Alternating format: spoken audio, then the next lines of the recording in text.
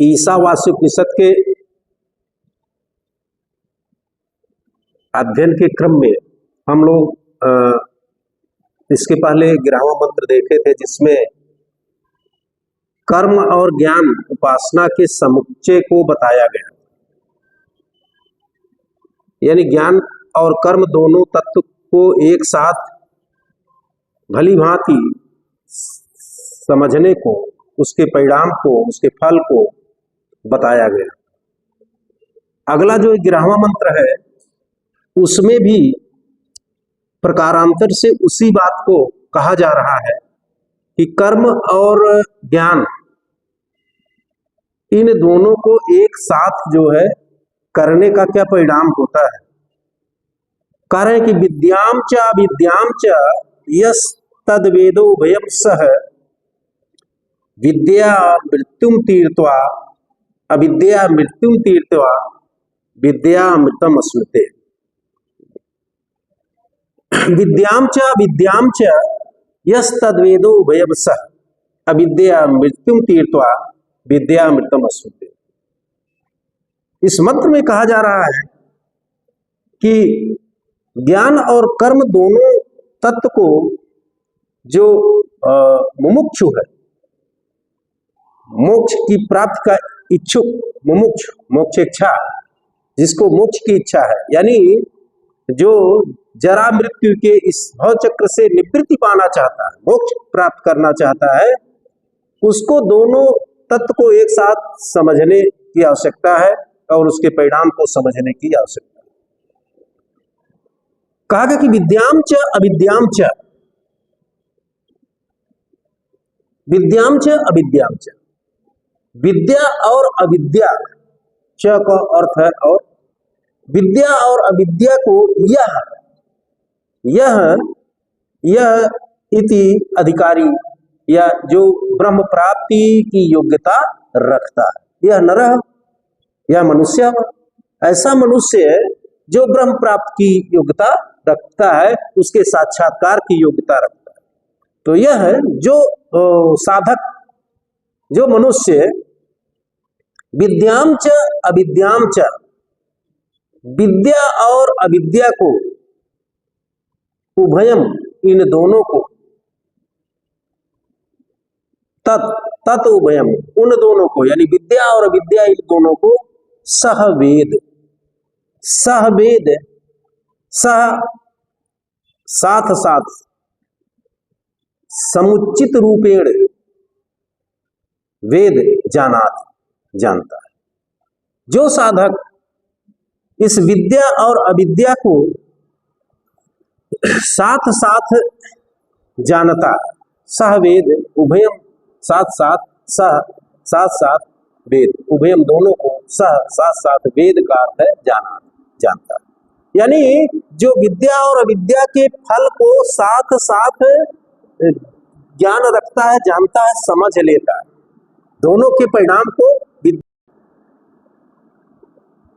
तात्पर्य है कि जो साधक या अधिकारी, जो मनुष्य विद्याम च अविद्याम च, विद्या और अविद्या को तद उभयम उन दोनों को सह वेद, सह समुच्चय फलदात इति वेद, वेद इति जानात, साथ साथ उसके परिणामों को जान लेता है।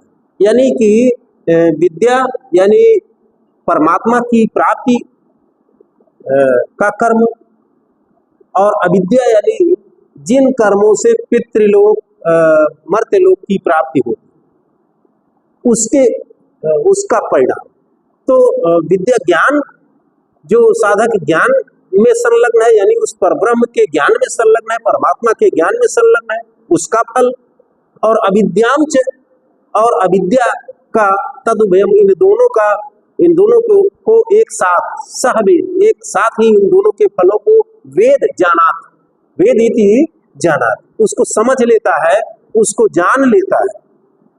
फिर कह रहे कि अविद्या, अविद्या तृतीय है, अविद्या, अविद्या के द्वारा दूसरे चरण में, अविद्या कह रहे कि अविद्या का अर्थ हो गया अविद्या के द्वारा कार्य कि मृत्यु तीर्थवा, मृत्युमिति मर्त्यलोकम, अविद्या के द्वारा यानी अविद्या के कर्म के संपादन से, यानी कर्मोपासना से, ज्ञानोपासना से नहीं। कार्य कि अविद्या क्या है?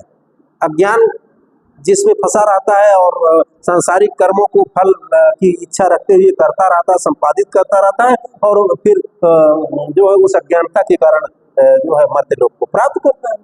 तो कह रहे हैं कि अविद्या मृत्यु तीर्थवा, ऐसे उस अविद्या के द्वारा यानी कर्म की उपासना के द्वारा, अविद्या इति कर्म उपासना, तो ये ऐसे उस कर्म उपासना के द्वारा क्या करता है?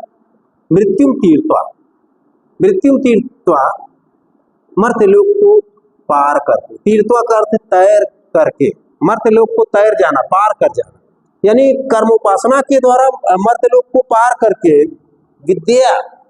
विद्या का अर्थ है उस विद्या से यानी ज्ञानोपासना से, ब्रह्म उपासना से, परमात्मा उपासना से अमृतम अश्नुते, उसका परिणाम क्या है? परमात्मा उपासना अमृतम अश्नुते, अमृतम का अर्थ है अमरता को, मोक्ष को, अश्नुते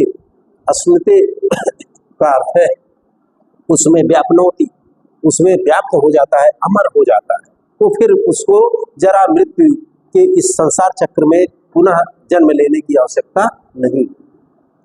तो विद्या, इसी को कहीं कहीं किसी व्याख्या में विद्या को कहा गया कि पराविद्या, जो परमात्मा का ज्ञान कराती है। अविद्या को कहा गया कि जो है अपराविद्या, जो परा नहीं है, वो जो इस देव पितृ आदि लोक को प्राप्त कराती है। तो इसके कर्मोपासन से, अविद्या के कर्मोपासन से देव पितृ आदि लोक प्राप्त होता है, और विद्या के उपासन से उस परब्रह्म परमात्मा की प्राप्ति होती है। लेकिन कार्य कि जो साधक, जो ऐसा साधक, ऐसा अधिकारी, ऐसा मनुष्य, ऐसा मुमुक्षु, कुछ भी कह सकते, कार्य कि यह तत् उभयम विद्याम च अविद्याम च सहवेद, कैसे किसी तरह से भी अन्वय करेंगे, अर्थ वही निकलना है, विभक्ति वचन सही। तो कार्य कि यह न रहा जो तत् उभयम, उन दोनों को, किसको? विद्याम च यानी ब्रह्म उपासना, परमात्मा उपासना च, अविद्याम च कर्म उपासना, जिससे सांसारिकता प्राप्त होती है, मर्त्यलोक प्राप्त होता है। सह का अर्थ है साकम समुचितम फलदात्री, यानी साथ साथ फल देने वाला। वेद का अर्थ जानाति, ऐसा जानते। तो सह अगर यहाँ जोड़ दे सह, उस मनुष्य के लिए ऐसा हुआ उपासक, ऐसा हुआ मनुष्य। अविद्या निचले चल, अविद्या का अर्थ हो गया अविद्या के उपासना से यानी कर्मोपासना से, जिससे संसार की प्राप्ति होती है। मृत्यु तीर्थवा, मर्त्यलोक को पार करते। कैसे मर्त्यलोक को कर्मोपासना से पार करेगा? कर्मोपासना से मर्त्यलोक को कैसे प्राप्त करेगा? वो कर्म उपासना से चित्त शुद्ध के लिए इस संसार में कर्महीन तो होना नहीं, कर्म जो करते रहना, भगवत अर्पित करते रहना, ब्रह्म अर्पित करते रहना, और जो है इससे कर्म ना करने का प्रत्यवाय भी नहीं लगेगा, दोष भी नहीं लगेगा। और इस संसार में जो है इस कर्मलोक में, मर्त्यलोक में कर्म करते हुए कर्म क्षय कर रहा है, और जो है ब्रह्म अर्पित कर्म कर रहा है। तो ये संसार को तर रहा है, धीरे धीरे क्षय कर रहा है, इसके बाद जो संसार को पार कर रहा है, तीर्थवा कर तैर जाना, तो धीरे धीरे वो पार कर जा रहा है, और इधर शून्य होता जा रहा है, उधर भगवत अर्पित है, ब्रह्म अर्पित है। तो इस अविद्या के द्वारा, अविद्या कर्मों के द्वारा भी संसार लोग को, मर्त्यलोक को कैसे पार करेगा? यहाँ जो है कर्म ही तो है।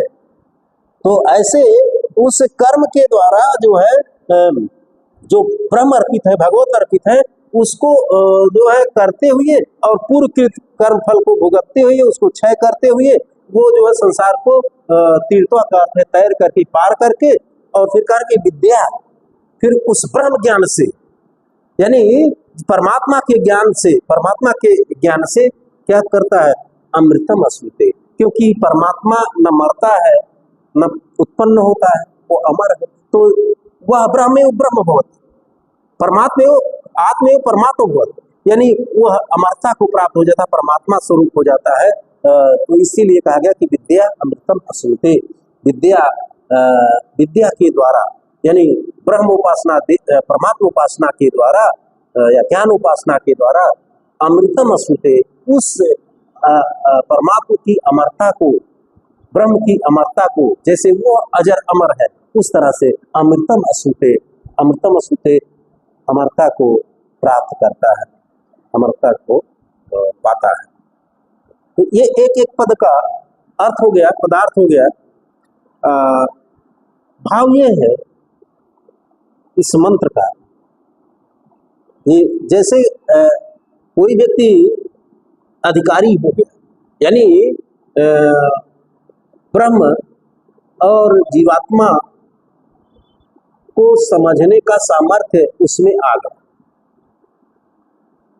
तो वैराग्य उसको जब उत्पन्न हो गया, यानी जो राग द्वेष से रहित वैराग्य, किसी के प्रति लिप्सा, किसी के प्रति दोष द्वेष, किसी के प्रति वांछा, किसी के प्रति घृणा, इन सब से जब रहित हो गया और वो अपने जीवन के चरम लक्ष्य मोक्ष को जो है अमरता को प्राप्त करने के लिए अग्रसर हो गया, तो क्योंकि संसार कर्म युक्त है, यह जगत क्या है? कर्म, कर्म प्रधान, तो कर्म छोड़ने में असमर्थ होगा, क्योंकि कोई न कोई कर्म तो करना है।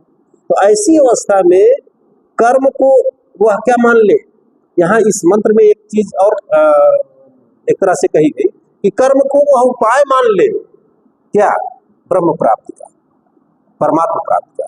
तो कर्म उपाय हो गया और उपेय क्या हो गया? परब्रह्म हो गया, परमात्मा। उपाय उपेय के माध्यम से, उपेय जिसको प्राप्त करना है, उपाय के माध्यम से जिसको प्राप्त करना है वो उसको उपेय कहते हैं। उपाय के माध्यम से जिसको प्राप्त करना होता है वो उपेय होता है, उपाय उपेय, यानी कि संसार के कर्म को उपेय उपाय यानी साधन, साधन मान ले। किसका साधन? ब्रह्म प्राप्ति का साधन, परमात्मा प्राप्ति का साधन, परमात्मा साक्षात्कार का साधन। तो उपाय उपेय के माध्यम से ऐसी अवस्था में वह जो है इस संसार को, मृत्यु यानी मर्त्य लोक को, इस संसार को पार कर जाता है और फिर जो है उस ज्ञान से, उसका साक्षात्कार करने से, ब्रह्म की का साक्षात्कार करने से फिर जो है वो अमरता को प्राप्त कर लेता है। वो ब्रह्म स्वरूप, ब्रह्म एवं ब्रह्म हो, वह ब्रह्म में लीन हो जाता है, वह अमरता को प्राप्त होता है। फिर उसको इस संसार चक्र में, जो दुखमय संसार चक्र है, जरा मृत्यु का चक्र है, भव चक्र है, उसमें उसको नहीं आना होगा, तो आत्यंतिक निवृत्ति हो जाती है, वो जो है अमर हो जाता है, एक तरह से ब्रह्मेव ब्रह्म, ब्राह्मी स्वरूप। फिर इसी भाव को जो है एक केनोपनिषद है, केनोपनिषद ईस केन कठ प्रश्न मुंडक मांडू के तिथिरा एतरे बिरदारण एतरे छांदो बिरदारण 10, ये 10 उपनिषदों पर जो है शंकराचार्य ने भाष्य लिखा। उसमें एक केन उपनिषद है, केन उपनिषद भी इसी बात को कहता है कि आत्मना विन्दते वीर्यम, आत्मना विन्दते वीर्यम विद्या विन्दते अमृतम। केनोपनिषद में भी इसी बात को कहा गया कि विद्या के द्वारा विन्दते चयन करता है, चुनता है, कौन?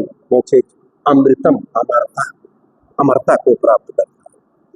तो निष्कर्ष एक तरह से अगर कहें कि समेकित रूप में इस मंत्र का भाव ये है कि मनुष्य कर्म के द्वारा, यहाँ पर इस मर्त्यलोक में कर्म के द्वारा चित्त को शुद्ध करके और फिर ज्ञान के द्वारा, ब्रह्म ज्ञान के द्वारा जो है या परमात्मा ज्ञान के द्वारा मनुष्य को अमरता की प्राप्ति, मोक्ष की प्राप्ति करनी चाहिए।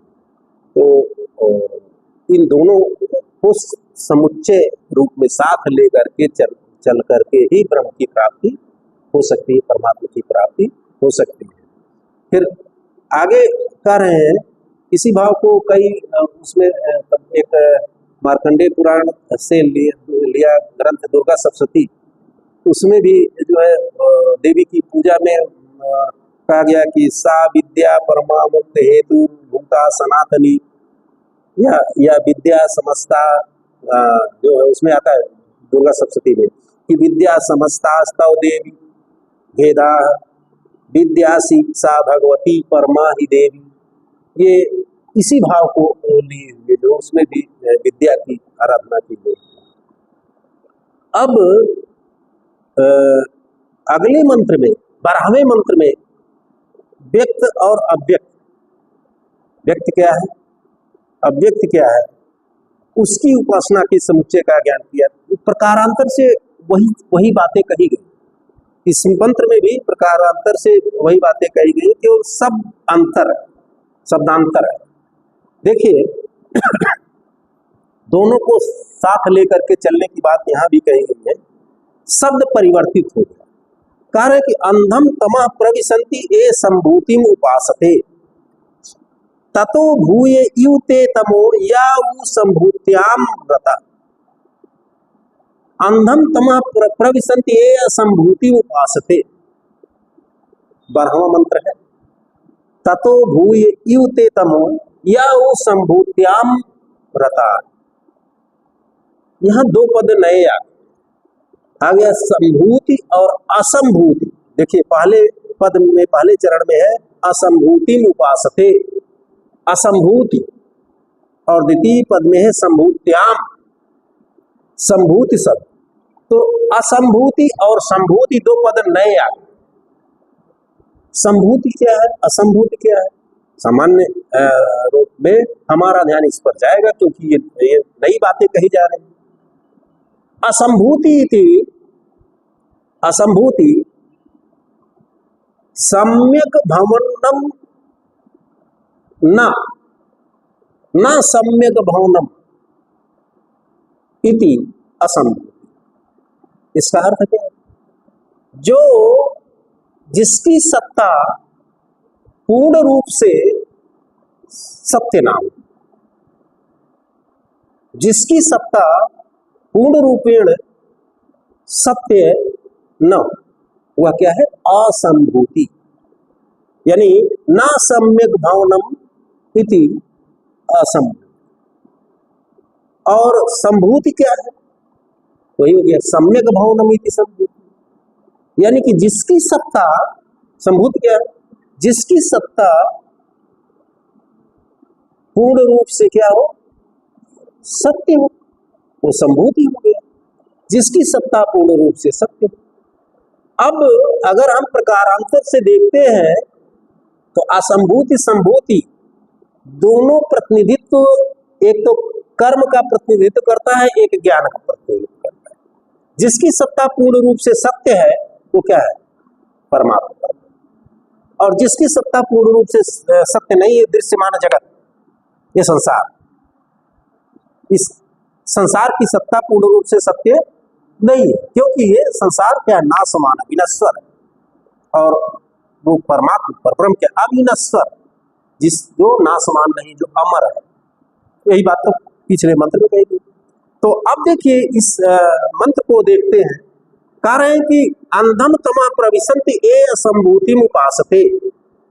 ए नरः, ए उपासका अधिकारी रह, जो मनुष्य कार्य असंभूतिम उपासते, असंभूतिम उपासते, असंभूति यानी जिसकी सत्ता पूर्ण रूप से सत्य नहीं, यानी कर्मोपासना, जागतिक कृत्यों को, केवल जागतिक कृत्यों को, सांसारिक कृत्यों को फल की इच्छा से उपासते उपासते का अर्थ है करते हैं, संपन्न करते हैं, उसको संपादित करते करें कि ऐसे लोग अंधम तमः प्रविशन्ति।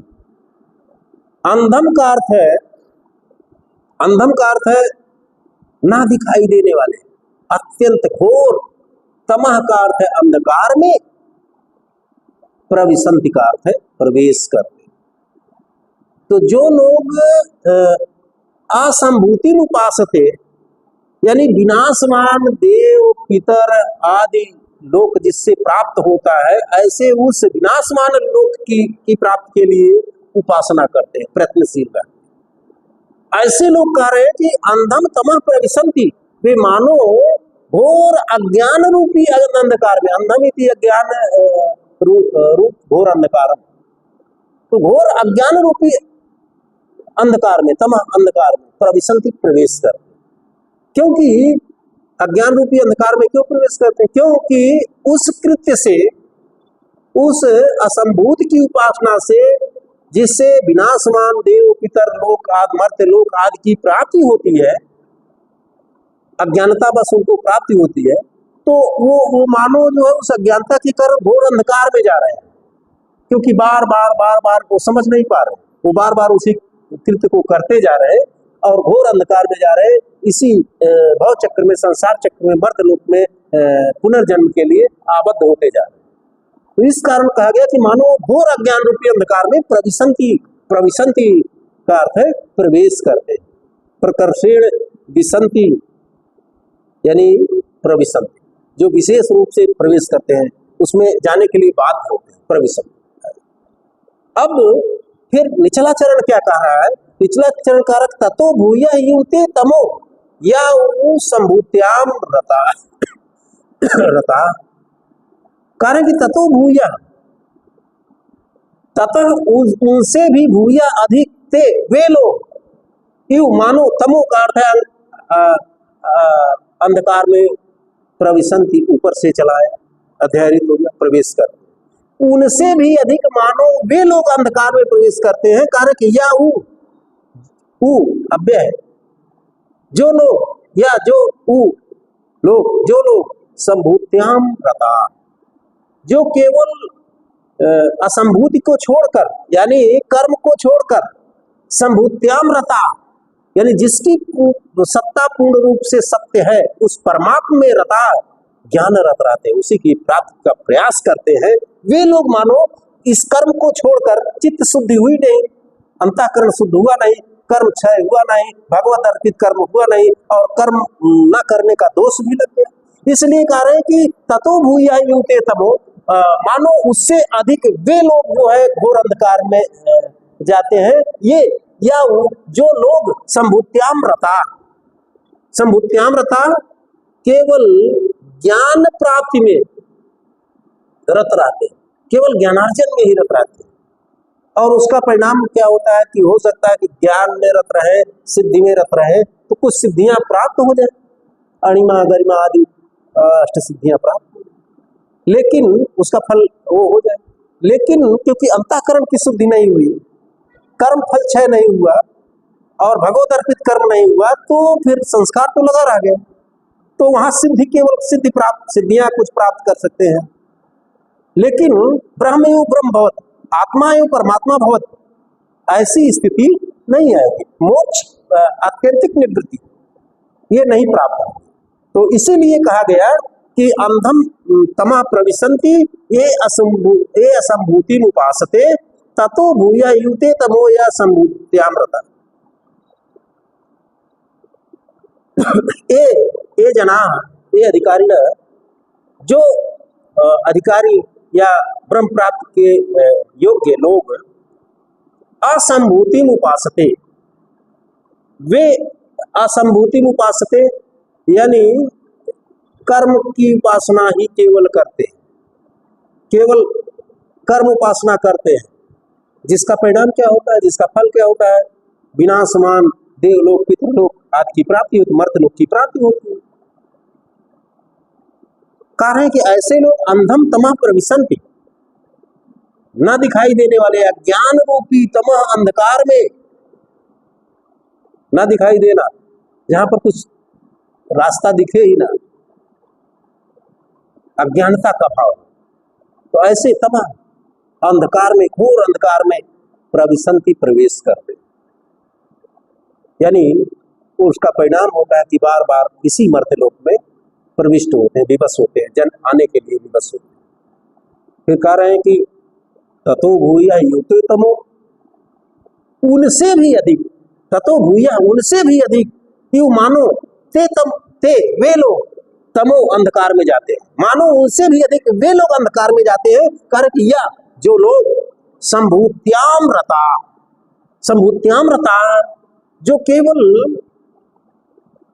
कर्म रहित होने के कारण, क्योंकि पीछे कर्म करते नहीं, केवल संभूति में, यानी कि जिसकी सत्ता आत्यंतिक सत्य है, यानी परब्रह्म में ही, ज्ञान में ही लगे रहते हैं, रत रहते हैं, और कर्म से रहित हो गए, ये दोष हो गया। कर्म से रहित होने के कारण केवल संभूति में संलग्न रहते हैं, ऐसे लोग मानो उनसे भी अधिक घोर अंधकार में जाते हैं। उनसे हो सकता है कि उस ज्ञान की उपासना से, उस कर्म रहित होने के कारण हो सकता है सिद्धियां प्राप्त हो जाए, लेकिन मोक्ष की प्राप्ति नहीं हो सकती, क्योंकि इधर कर्म फल का क्षय नहीं हुआ और चित्त शुद्धि नहीं। तो इसलिए जो है दोनं को, अगर कोई साधक है तो उसको दोनों की उपासना करनी चाहिए। हो सकता है कि जो संभूत की उपासना से आपको कुछ सिद्धियां प्राप्त हो, लेकिन आपका जो आपके जीवन का जो चरम लक्ष्य है वो प्राप्त नहीं होता। तो इसलिए दोनों को करते हुए, दोनों के समुच्चय से ही जो है उस परमात्मा की प्राप्ति, परमात्मा का साक्षात्कार हो सकता है। तो इस बात को जो और भी जो है ग्रंथों ने कहा है और स्वीकार किया। कई ऐसे ग्रंथ हैं, उपनिषद ग्रंथ, जिन्होंने इसको आगे बढ़ाया है, इसको स्वीकार किया है, इसको माना है। अब यहाँ पर एक बार जो है हम फिर देखते हैं उसी बात को, जो बात पिछले 12वें मंत्र में कही गई, उसी बात को जो है अगले फिर 13वें मंत्र में भी कहा गया। प्रकारांतर से यहाँ भी पद बदल गया, व्यक्त और अव्यक्त व्यक्त की उपासना का परिणाम बता दिया गया, संभूति और असंभूति के माध्यम से। तो कह रहे हैं कि देखिए 13वां मंत्र, अन्य देव आहु संभवात अन्य दाहुर असंभवात। 13वां मंत्र, अन्य देव आहु संभवात अन्य दाहुर असंभवात इति सुश्रुम धीराणाम ए नस्तद विचचक्षिरे। उसी बात को आगे बढ़ा रहे प्रकारांतर से, जो पहले कहा कार्य कि अन्यत एव आहु संभवात,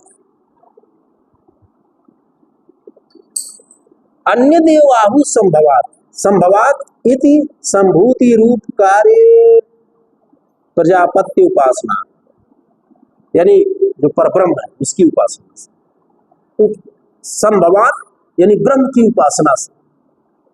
अन्यत आहु, अन्यत का अर्थ है दूसरा ही, आहु परिणाम या फल, आहु कथित कहा गया। तो भाव यह है कि जो विद्वान है, धीराणाम है ना निचले चरण में, धीराणाम जो विद्वान पुरुष है, जो ज्ञानी पुरुष है, जो ज्ञानी पुरुष है, उनके द्वारा संभवात अन्यत एव आहु, संभवात का अर्थ है संभूत की उपासना से,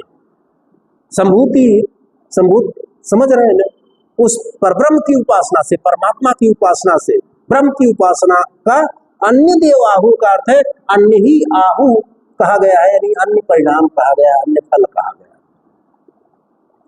तो विद्वानों के द्वारा ब्रह्म उपासना का या परमात्मा उपासना का अन्य परिणाम कहा गया। केवल परमात्मा उपासना किए तो अन्य परिणाम हो गया, सिद्धियां आदि प्राप्त हो गई, अष्ट सिद्धियां, 9 निधियां आता ना, अष्ट सिद्धि 9 निधि के दाता असबर दीन जानकी माता, हिंदी में आप जो पढ़ते हैं। तो अगर केवल जो है ज्ञानोपासना करते हैं, संभूत की उपासना करते हैं, तो अष्ट सिद्धियां प्राप्त होती। अष्ट सिद्धियां पता है, आठों सिद्धियों का नाम पता है? नहीं मालूम है? नहीं मालूम है? मालूम है किसी को? अष्ट सिद्धि कौन कौन सी? नहीं मालूम। अणिमा लिखिए, आप नोट कर सकते हैं। अणिमा, गरिमा, लघिमा, महिमा, प्राप्ति, ईसत्व, वसित्व, काम्यत्व। काम्यत्व, ये अष्ट सिद्धियां कही गई। एक बार फिर इसको दोहरा देते हैं। अणिमा, गरिमा, लघिमा, महिमा, प्राप्ति, ईसत्व, वसित्व, काम्यत्व। ज्ञानोपासना से ये सिद्धियां प्राप्त होती है। अणिमा यानी जो साधक होता है वो सूक्ष्मतर हो जाता है। इस सिद्धि को प्राप्त करने से सूक्ष्मतर हो जाता है, बहुत हल्का हो जाता है। गरिमा, और इस सिद्धि से साधक जो है भारी हो जाता है। लघिमा, लघु हो जाता है, उसका आकार लघु हो जाता है। महिमा, विशाल आकार हो जाता है। प्राप्ति, कोई चीज जो है ऐसा साधक इस ज्ञानोपासना से जो प्राप्ति सिद्धि है, तो कोई चीज यहाँ बैठा हुआ है और दूसरे जगह से मंगा सकता है, तो ऐसी सिद्धि प्राप्त कर लेना। तो ऐसे साधक होते हैं, तो वो प्राप्ति सिद्धि है। और ईसत्व, ईश्वर की शक्ति प्राप्त कर लेना, ईश्वर की शक्ति जो है उस साधना के माध्यम से प्राप्त कर लेना। वसित्व, किसी को, किसी जीव को, किसी पशु को, किसी को अपने वश में कर लेना, वसित्व से। और काम्यत्व, जो चाहे वो करना, जो चाहे वो प्राप्त कर लेना, अपनी इच्छा अनुसार जो है जो चाहे वो अर्जित करना। तो ये अष्ट सिद्धियां ये साधना से जो है ज्ञान साधना से प्राप्त होती है। और नौ निधियों के विषय में जानते हैं? नौ निधियां कौन कौन सी हैं? नहीं जानते? नौ निधियां हैं पद्मनिधि, महापद्मनिधि, नीलनिधि, पद्मनिधि, महापद्मनिधि, नीलनिधि, मुकुंदनिधि, नंदनिधि, मुकुंदनिधि, नंदनिधि, मकरनिधि, कच्छपनिधि, कच्छपनिधि अभी निधि खजाना है, शंखनिधि, खर्व या मिश्र निधि, खर्व या उसी को मिश्र निधि कहते हैं। तो पद्मनिधि, महापद्मनिधि, नीलनिधि, मुकुंदनिधि, नंदनिधि, मकरनिधि, कच्छपनिधि, शंखनिधि और खर्व या उसी को मिश्र निधि कहते हैं। जिसमें से पहले जो 8 निधियां हमने कहा, यानी शंख निधि तक, ये जो है एक विद्या साधना में भी पद्मिनी विद्या से 8 प्राप्त होती है। पहले वाले पद्मिनी विद्या जो साधक पद्मिनी विद्या को अर्जित कर लेता है वो उसको प्राप्त कर लेता है। तो अष्ट सिद्धि और नवनिधि ये तो कह रहे हैं कि अन्य देवाहु संभवात अन्य दाहुर संभवात इति सुश्रुम धीराणाम ए नस्तत बीज चक्षु। संभवात यानी ब्रह्म उपासना से या ब्रह्म उपासना का धीराणाम निचले चरण में है।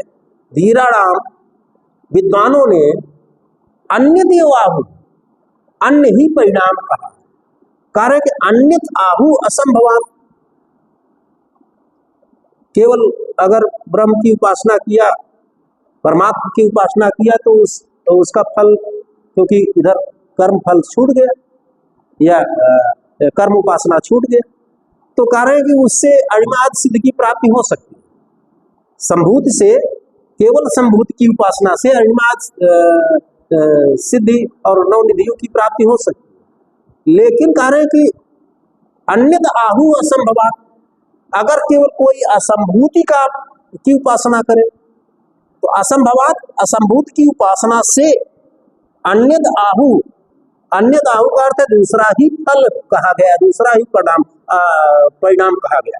यानी असंभूत की उपासना से दूसरा ही परिणाम कहा गया। यानी असंभूत की उपासना, केवल कर्मोपासना अगर किया जाए तो शरीर आदि की विनाशशीलता का ज्ञान हो जाएगा।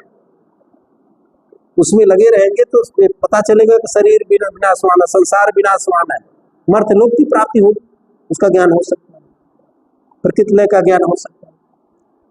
तो इसलिए कह रहे हैं कि संभूत की उपासना का अन्य ही फल है, जिससे अगर साधक संभूत की ही उपासना करता है तो उसका अलग ही फल है, यानी जिससे सिद्धियां आदि प्राप्त हो सकती हैं, और असंभूत की उपासना का अन्य ही परिणाम है, जिससे शरीर लय विनाश आदि उसका ज्ञान हो सकता है, उसकी प्राप्ति हो सकती है। और निचला चरण कारक इति सुश्रुम धीराणाम, इति सुश्रुम धीराणाम, धीराणाम इति विदुषाम, विद्वानों के वाक्यम, धीराणाम वाक्यम इति, इस प्रकार सुश्रुम वयम सुश्रुम, हम लोगों ने सुना है, यानी कह रहा है जो है ये मंत्र कि ऐसा मंत्रकार, ऐसा हम लोगों ने सुना है कि दोनों के परिणाम अलग अलग है। इति सुश्रुम धीराणाम, धीराणाम इति विदुषाम, सुश्रुम वयम सुश्रुम, सुश्रुम श्रुतवंता, हम लोगों ने सुना। फिर ए जिन्होंने, जिन ज्ञानियों ने, ए विशेषणा ज्ञानिना, जिन ज्ञानियों ने, जिन विदुषाम विद्वानों ने, जिन विद्वानों ने, न असमत का बहुवचन, हम लोगों के लिए, जिन विद्वानों ने, न हम लोगों के लिए, तत् उसको, बीच चक्षिरे, बीच चक्षिरे का अर्थ है व्याख्यातवंता, हम लोगों के लिए उसकी व्याख्या की है, व्याख्या करके हम लोगों को बताया है। जिन ज्ञानियों ने हम लोगों के लिए उसकी व्याख्या करके, दोनों के अलग अलग परिणामों की व्याख्या करके, बीच चक्षिरे का अर्थ है व्याख्यातवंता, व्याख्यायित किया है, उसको बताया है। तो ये इसका जो है शब्दार्थ हो गया। इस मंत्र का भाव ये है कि एक तरह से कार्य ब्रह्म के चिंतन से, अगर केवल उसी ब्रह्म की चिंतन, ब्रह्म का चिंतन करते हैं, परमात्मा का चिंतन करते हैं, तो अणिमा आदि सिद्ध रूप फल मिलता है, मोक्ष नहीं मिलता, क्योंकि इधर कर्मोपासना छूट गया। और कारण ब्रह्म यानी कार्य रूप कर्मोपासना से के चिंतन से प्रकृति लय की प्राप्ति होती है, यानी कि जन्म लेना और फिर विनष्ट हो जाना, नाशवान प्रकृति लय की प्राप्ति। तो ये जो है इस मंत्र में ये बताया गया।